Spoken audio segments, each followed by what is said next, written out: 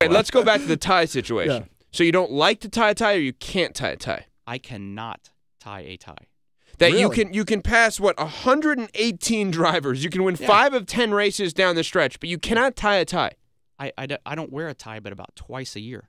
I drive a race car and who ties it for 3 days a week. But who ties it for you? Anybody that's around. If I would have told you in August that you were going to be standing here today as the champion, you would have told me what?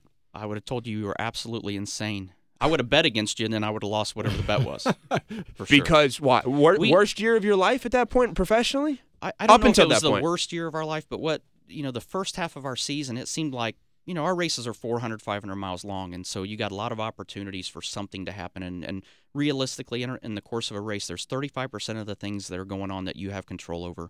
There's 65% of the things that you have no control over. So something in a race every week was going on, whether it was we would make a bad pit call and it would get us behind, or we would be, on good pit strategy, but a caution would come out. Just anything that was out of our control, it seemed like something every week was happening that way. And so after you get in a string of races like that, you start, now you're trying to find ways of fixing whatever it is that's wrong. And there's really wasn't anything wrong to begin with. It's just bad luck.